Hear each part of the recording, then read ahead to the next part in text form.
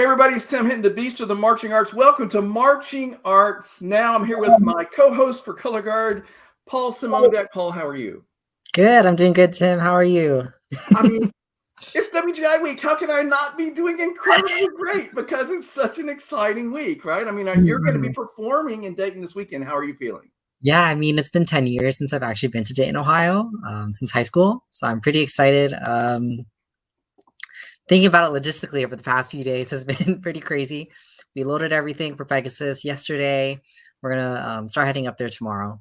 Very excited. So everybody, we are here to talk about what's going to be happening this week in Dayton for Color Guard. We're going to talk about some etiquette while you're there, which I think is something we all need to talk about and make sure we talk about with our groups. But first, I want to tell you who all's here. So I'm going to bring some people on. We have the amazing Andre Williams is here. Andre, how are you? I'm good. How are you doing?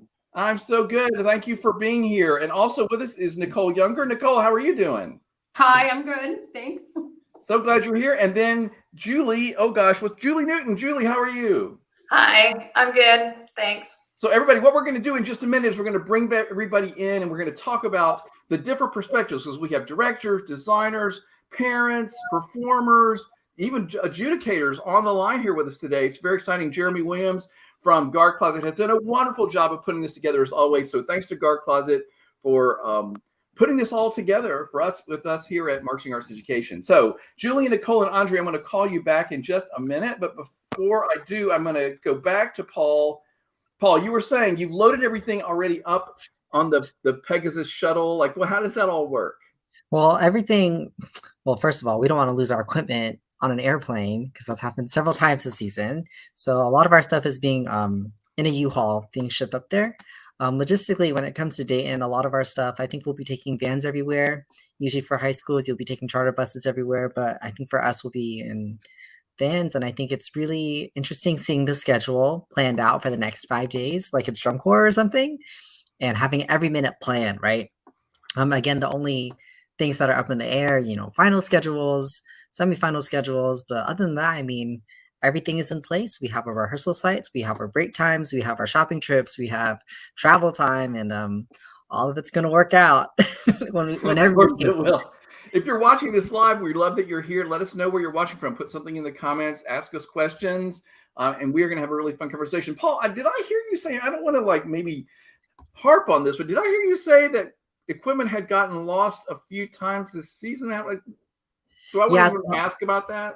Some of the other members of Pegasus have been going to auditions for drum corps, in November, December, and they flew out, brought their own equipment, and their equipment was lost in transit. So they had to get new sabers, new rifles.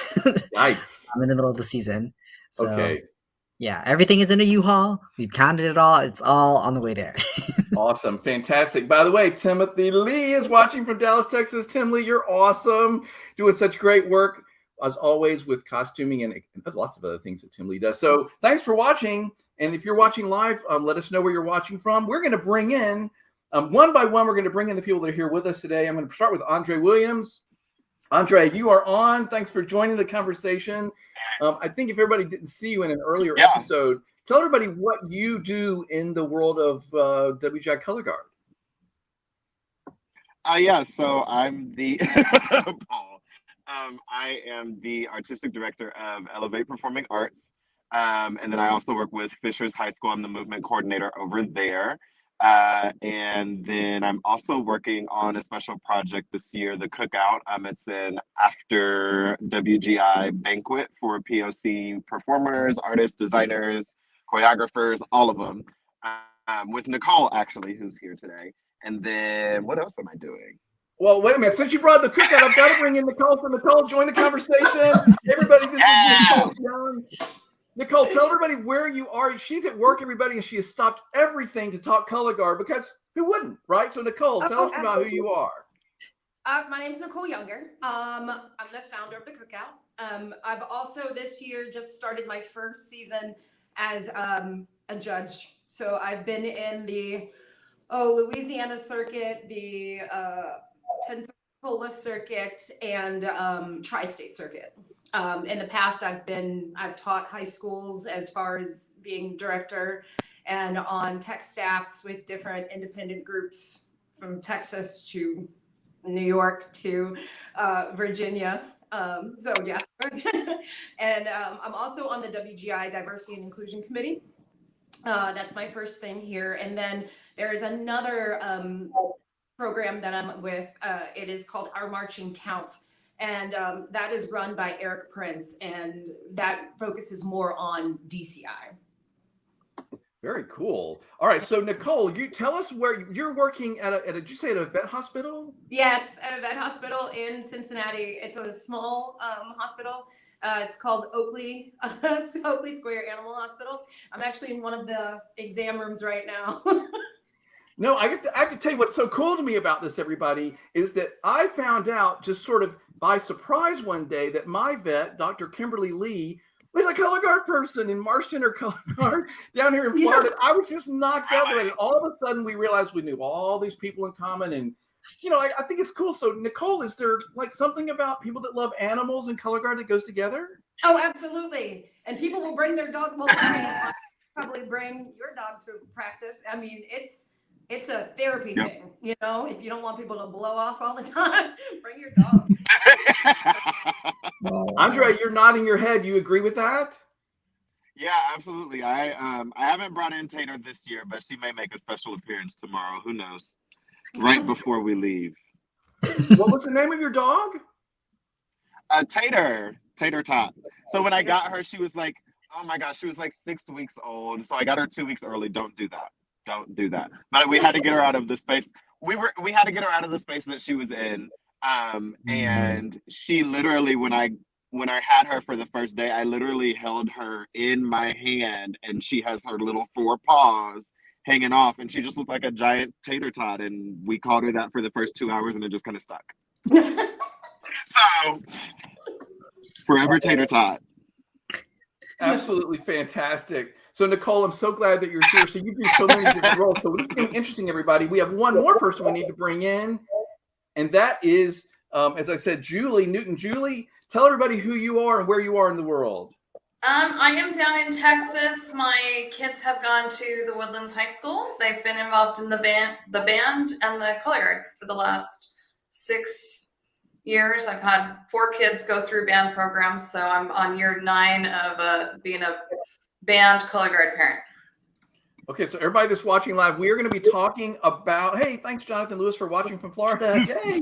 So we're going to be talking about etiquette in Dayton, and of course everything that was going to be going on this week. But I just realized that, Julie, I shouldn't have asked you to introduce yourself, because I have a special video of somebody from Marching Arts Now. One of our regulars is, I'm going to play her video and let her introduce you right now. Hey guys, I'm coming to you today from the Redwood Forest. My daughter is a park ranger here, so that makes visiting her doubly nice. But anyway, I wanted to jump on here today and wish all of those of you traveling to Dayton this week safe travels, and I hope you make memories to last you a lifetime, and I hope that you have the most amazing performances this weekend. I also want to introduce you to my friend Julie, who you'll be hearing from next. Miss Julie is a band mom, longtime band mom with the Woodlands. She's had 4 kiddos go through the program, and her youngest is currently a junior in the World Guard at the Woodlands. So Miss Julie has a lot of knowledge about band things and guard things, and I know that you will enjoy meeting her. I hope you all have a wonderful week. Okay, wow. I cannot believe we had an introduction from the forest. And I'm not going to make any jokes about forest and woodlands. I'm just going to let that. I'm not going to say it because it's too obvious. So, Paul, I'm going to let you start the conversation. We have our panelists here. We have everybody's in different roles: performer, designer, instructor, judge, parent. How do you want to start the conversation about etiquette in Dayton? Well, I guess from a performer's perspective, since I am performing this season, I think what's weird about it is the 3 venues, or the multiple venues that you perform at, can get very different from circuit championships or wherever you go. Like for the UD Arena, it's in a tent this year. I think for the Nutter Center, I think you have equipment warm up behind your performance area, so you have to practice in silence.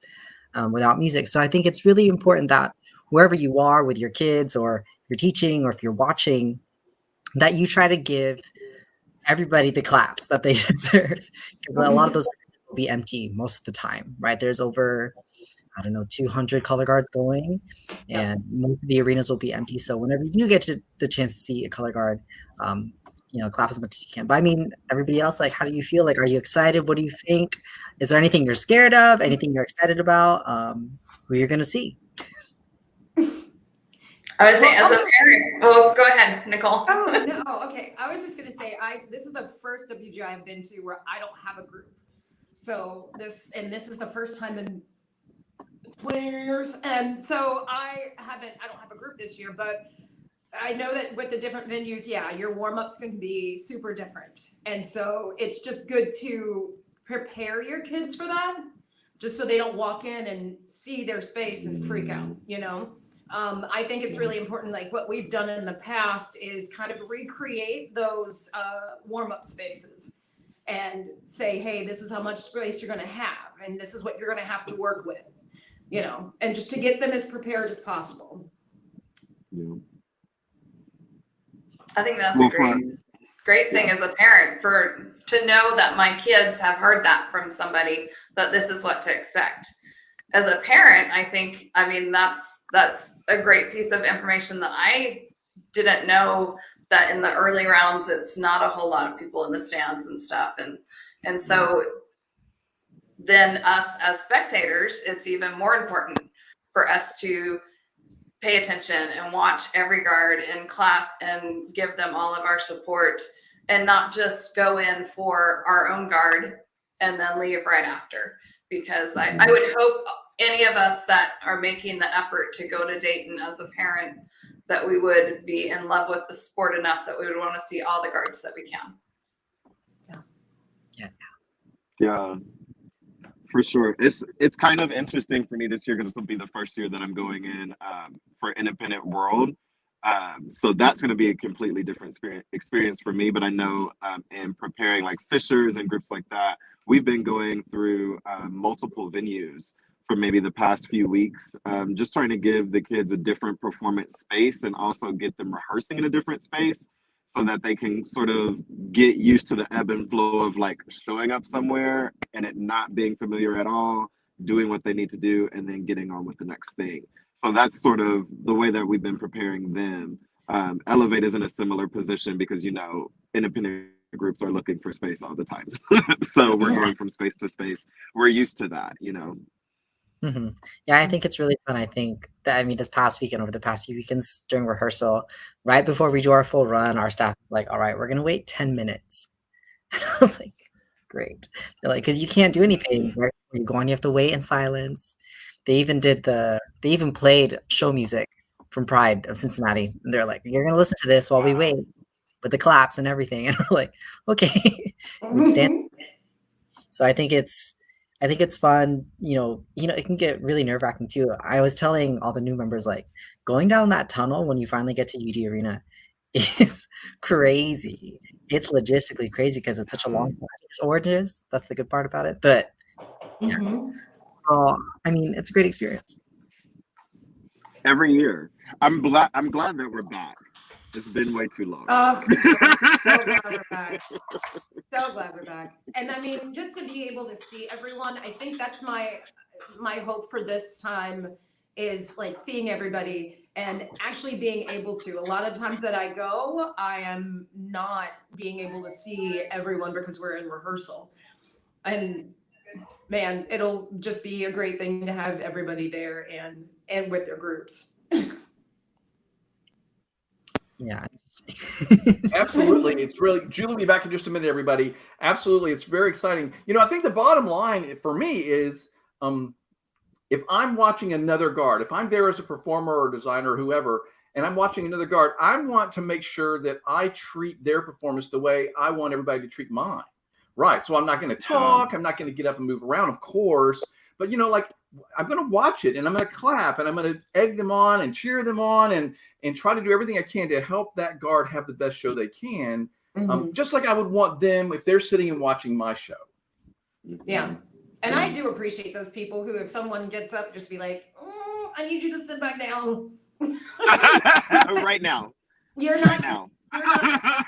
Because honestly, that's a hindrance to any judge that's around too. It's just like, thank you. You just took my attention off what's going on the floor because you decided to go get some popcorn or a hot dog.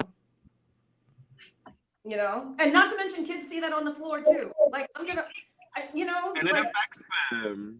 That affects them majorly. Right. So no. I know that there's and I know that there's a ton of people like Paul. You talked about you guys are flying, you know, and I lived in Virginia, and we used to take the 16-passenger van from Virginia to Dayton. And I also lived in Dayton, so I just rolled up out of bed and got dressed before. So, like, I've flown to Dayton because I lived in Texas. When I was teaching origins, we were, we had to, we took a bus. So all those different routes, I just thought about that. All those different ways that people are coming, because some people have to leave like days earlier if they can't get that flight out, to get on a bus and be on bus through the night. And then 9 times out of 10, they're rolling up into Dayton to go right into rehearsal, and it's one of those things too. It's just like you're on adrenaline so much that you don't really realize how much sleep you're not getting, Well, yeah, and that's the case too, because when you're there, you're there. Like it's not one of those things where you get like multiple hours of sleep, especially, and this is the interesting thing on the director side. I've noticed that I am exhausted by the end of regionals. So I know that championships is going to be insane because we're up almost the entire time. The performers do get that time to sleep, or we at least try to give them some time to sleep, right? But then on top of that, you think about the designers and the choreographers and the directors. Most of us are reviewing tapes, possibly going to critiques, talking about what's the rehearsal plan for tomorrow morning. What do we need to hit? What do we need to adjust if we need to adjust anything, if we're one of those groups, So it's strenuous. So championships, if you're a director or a designer, have your emergency and all of your good things with you to make sure that you're doing your self-care throughout that time, because I can tell you I'm bringing all of my stuff. Yeah, I just remember. Yeah, our director, he brought a coffee maker. Like, we need to have this coffee maker because if nobody else has it, like, at least we can get coffee if we need to. Yeah, I'm going to bring Julie back in because I know, Julie, you have some things you want to say about this too. So go right ahead. Honestly, like for parents, I think the biggest thing for parents is, and this is my first time in Dayton, but I'm guessing it's the same as Indy, is the kids are there and they have their schedule set, and don't text them and be like, can I meet up with you and see you? Can we grab this meal? Like the kids are there for their group. They're there to perform. They're there to spend time with their group and to bond. And you have plenty of time at home to go take them out to dinner.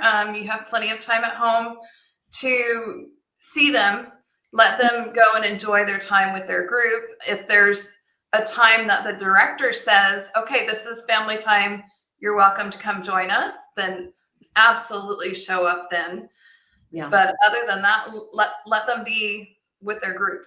Yeah. Yeah. Yeah. That's so true. I wish I was a guard mom.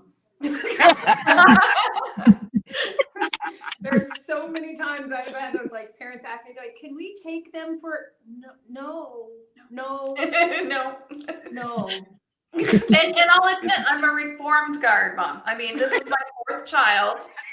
I have 9 years in band programs. So what I know now is a lot more than I knew 6 years ago.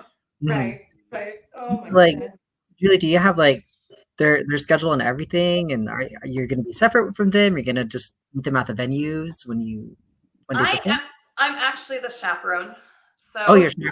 I will be with them 24/7, but I have plenty of times when I wasn't. So yeah. Ugh. Kudos to you for doing that, though, Yeah, because directors and kids need it. Trust me, it Yes. does not happen without the parents and the chaperones. It does not happen. So We that's have like a massive role. fantastic group. Yeah. Yeah, by the way, Jonathan's watching. He says, shout out to all the WJ volunteers that will be Yeah. helping the performers move from place to place, find anything they need. Those guys are important. And you talk about people who don't get sleep that weekend, it's them. And also, Jonathan, thanks for commenting, Jonathan. Everybody, if you're watching, comment. Let us know what you think about this. What's your advice for somebody going to Dayton? Or what do you think about etiquette there? Jonathan also says, and this, Julie, you'll recognize this. At Dayton, there are 3 venues, right? He says, triple check which venue your kids are performing at. Right? Nothing is worse than having a parent show up and they're at the wrong venue at the performance time. That's heartbreaking. Yes, and when you buy your tickets, make sure you're buying them for the right place. Yeah, that's great advice. Paul, you've never shown up at the wrong venue for a performance or anything, I'm sure. Never. Oh, no, I have. Really? I was just joking. Really? Tell me about it. Oh, And like, depending on the school, like I would just park on the wrong side of the school. That's happened before. I bought the wrong tickets once. Several things have happened. Even though I've been in this activity for a long time. Thankfully, like most of the venues here in Florida are pretty simple. They're like, okay, it's this school. There's one gym. There's a big parking lot right in front of the gym. So it works out pretty much. But yeah, for like UP Arena, like I gave my family the entire itinerary. Like the whole team has the itinerary. We have addresses for everything. I'm gonna make a map today of where we're going. So I mean, yeah, I think logistically, it's so wild to think about everybody trying to get rehearsal venues. I was telling some of the kids too, for rehearsal venues, it's also really scary because, I think there's this one rehearsal venue. It's a huge soccer field, 2 huge soccer fields, and you can have 4 color guards in there performing at the same time. That's And the Middletown Sports Complex. I Yeah, think. and then I was telling them, I was like, "Hey, you guys, I don't know if we're going there. Like, I haven't looked at the venues yet for our rehearsal spaces, but I was like, we might be waiting for a color guard to leave, and then we will go on after them, and then we will have to pack up in 10 minutes and get off the field so that they can rehearse next, whoever's after us." They're like, "What?" I'm like, like you got to think. There's 200 color guards going. There's only so many spaces to practice, so True. yeah. that's also really fun. Mhm. That's a good etiquette one, though. That's a very good etiquette one. Please get in and out of your practice spaces Yeah. The on other thing time. I Don't think cut into someone else's time. the other thing too is like when you are in such close proximity, like those soccer fields, when you're with other places, like a couple of things. One, your floor is literally the size of the field. Like you don't have any more space than that. You could even be up against the wall in the back of your floor. So like you do have, usually you talk about environmental challenges when you're in marching band or something like that. So this is the one time you're going to have an environmental challenge. And then the other thing is like, you're really going to have to zero in on your instructors, because there is stuff going on all around you and no one really cares about being quiet, like it's almost like, but there is some camaraderie, like, oh, we're going to play our music. Okay, great. We're done with this chunk. You try to do that, but some people only have like an hour. Some people only have like an hour and a half. You don't have all that good enough time to, be wary of people around you like that. Now, the other thing I was going to say about being wary of people around you is just mind what you say. A lot of people are going to walk around with billboards on their back, and a lot of stuff that you'll say when you are in the privacy of your own gym at home or on your bus with, your rest of your peers is not always going to be or come off the way that you think it is to someone you don't know.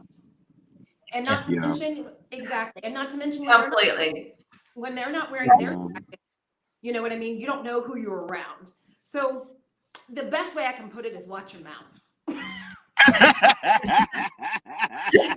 I think that goes for anybody. If you're wearing something that represents your group or your school, so parents as well as the kids, like if you're in the stands watching, watch what you're saying, you know. You don't want your entire school to be put down by somebody else because one person said something in a wrong context that somebody else got offended. Right. Mhm. Right. Yeah, I think the positive side of that too is my favorite thing to do is whenever I'm in the stands just watching, and then there's a group of parents that just sat really close together in the stands and they're cheering loud. As soon as the performance is over, I literally go over to them and like, your kids did so amazing. And then they're in tears, they're like, we're so proud. I'm like, yeah, like it's nicer than right? Yep.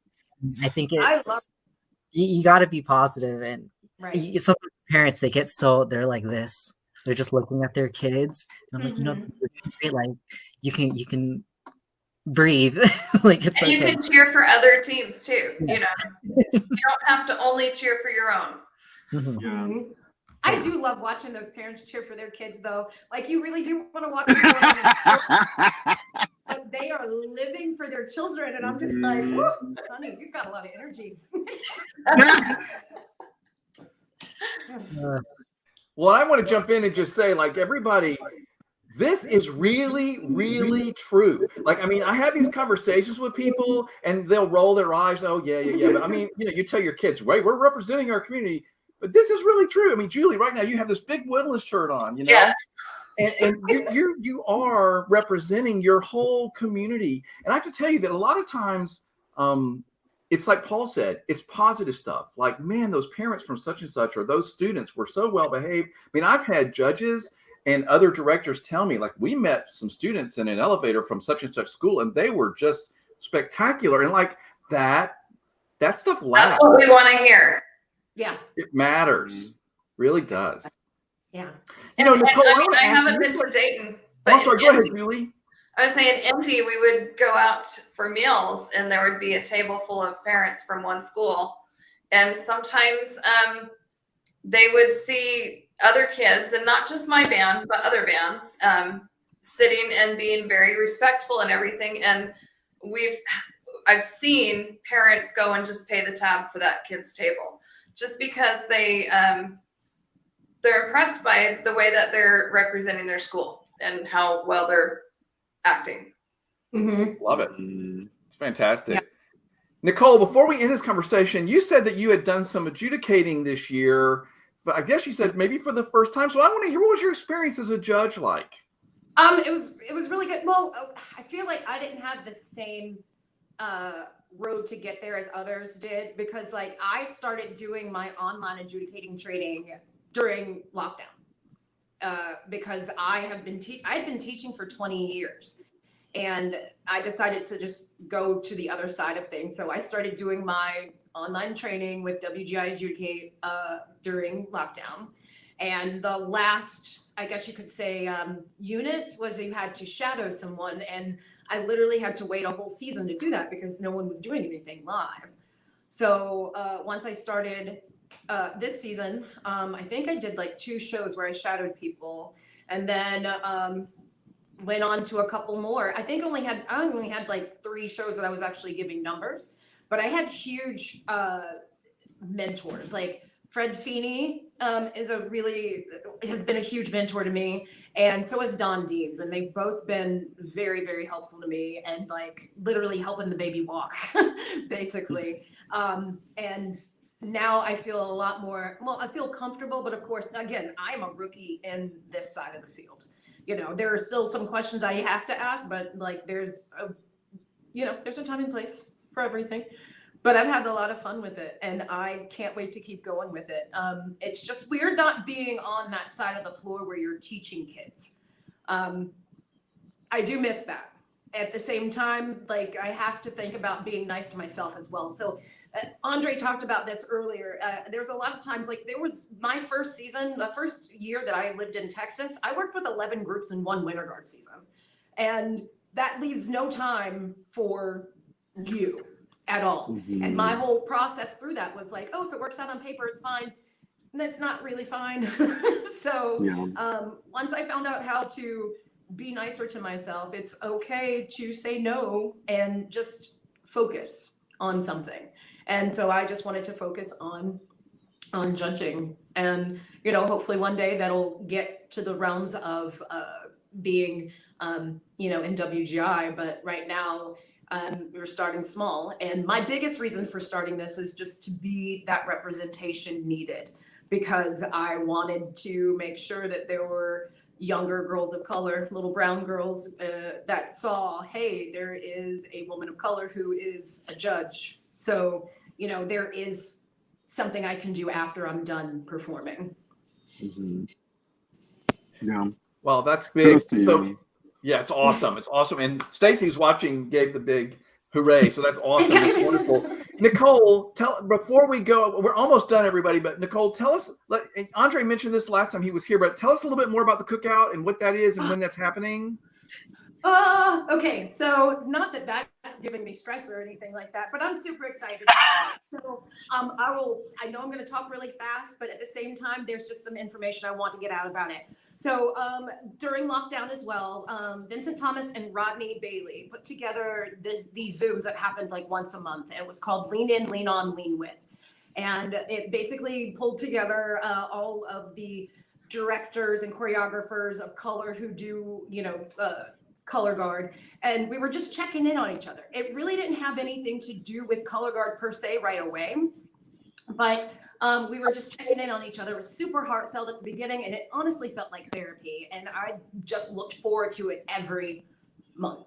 And looking at the screen and seeing that Brady Bunch like grid of everyone, and I noticed that I did not know a majority of those people, and I wanted to, and I was like, wouldn't it be a great thing just to have this done in person? And instead of like trying to wait for someone to do it, I just said, hey, I'm just going to do it. And so I just started like jotting down ideas of how to get it done and what to do. And then I was like, I actually called up Andre and said, hey, can you do this with me? And he said, sure. And so after that, we just started talking to different different companies to get sponsorships. And I talked with CEOs because I didn't want them to call up and just be like, hey, can we have some money for this? I was just like, this is the vision behind what we're doing, and this is not just a one-time deal. This is going to be something that's going to be a tradition for years to come, because I think it's important to uplift those voices and have them be seen and recognized. And I'm super proud of it. I have a small team of people that have been working with me basically at the cookout this year. And the team of people is Andre, of course. We have Ricardo Robinson Shaw. We have Bianca Wallace. We have Matt Miller and Martell. Jeremy Williams has been helping us out a lot too. And we have 4 speakers that are going to be there. It's Siobhan Garcia, Michael James, Vincent Thomas, and Kennedy Riles. And Kennedy Riles is actually still performing. She is in an A guard that's out of, I think, Louisiana or Alabama, I'm not sure, but Devernay.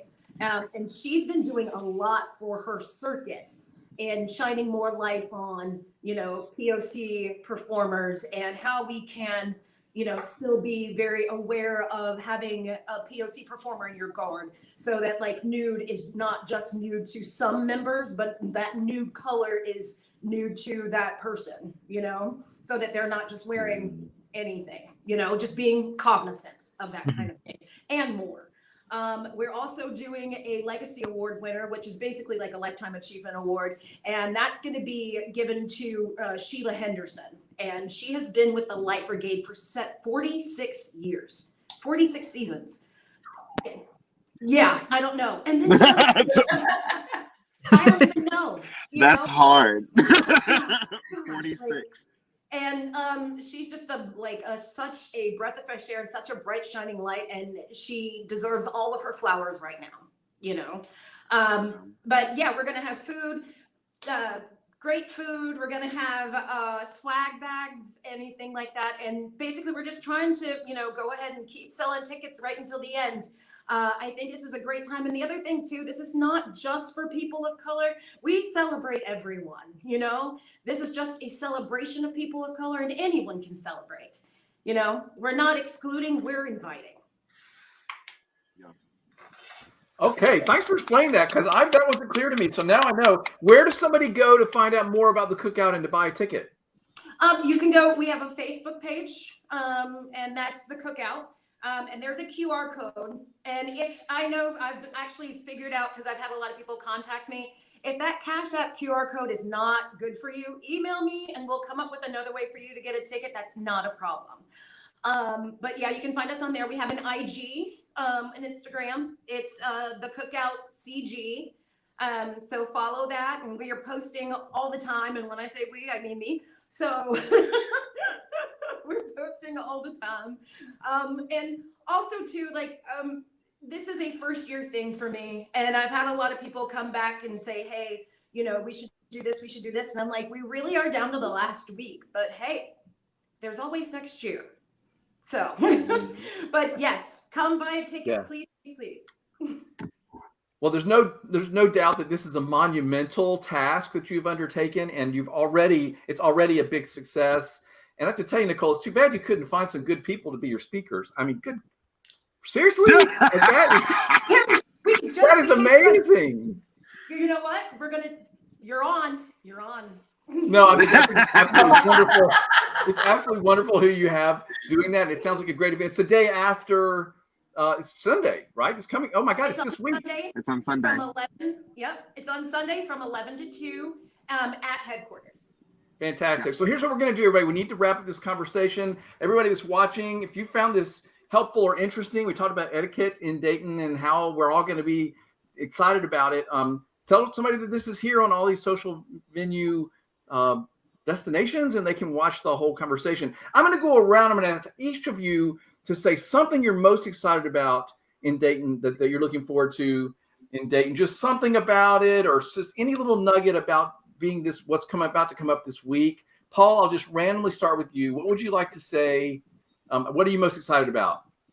Seeing all my old Carolina Crown friends from over the years. So I again went to Dayton in 2012. I marched Crown 14, 15, 16, and I haven't seen a lot of them since I haven't been to WI.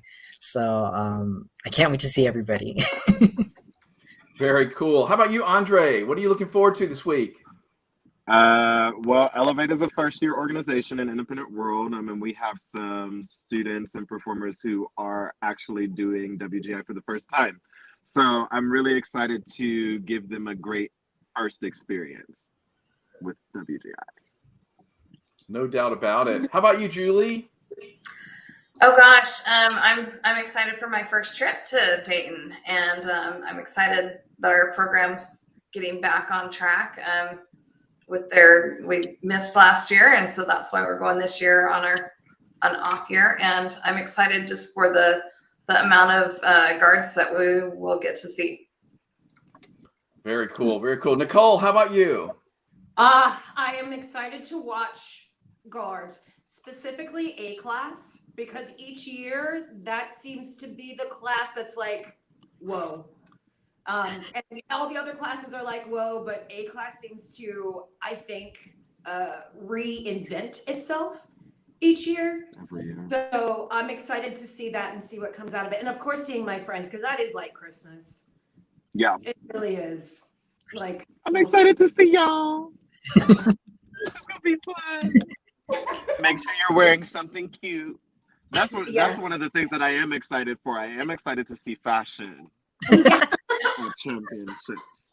Because don't act like y'all don't know. People come dressed to the nines. Mm-hmm. So I'm excited to see what everybody's brought this year. He's not lying. I'm ready. I would say I've got guard mom fashion going. Yeah. No, that is perfectly acceptable. If you're not wearing something that said Woodlands, you would not be doing your job. So you do not need to worry about all of this to the nines thing. Just do your hair and you'll be fine. Okay. I would say if I get a shower each day, I'm good. Yeah, absolutely. That's true. Actually, that would be true of anybody going to Dayton at all. Actually, like everybody, if you've ever been at finals on Saturday night, everybody needs to shower. That's all I'm going to say. Okay. Bring your fan just in case. Bring your fan. Oh, Daisy. Okay, well, we could sit here and talk about this for probably another 45 minutes to another hour, but we're not going to because we have to let everybody get back to their life. But everybody, you were so wonderful. Paul and Andre, Nicole and Julie, you guys were wonderful. Thank you for doing this. Thank you for having us. Thanks for having me. It's really, really fun, everybody. So have fun, everybody. It's WGI week for Color Guard, and we're all excited. So have fun, have fun, have fun. Yay, we're back. We're back together again. Yay! Thanks, everybody, for watching. Appreciate it. Yeah. Thank-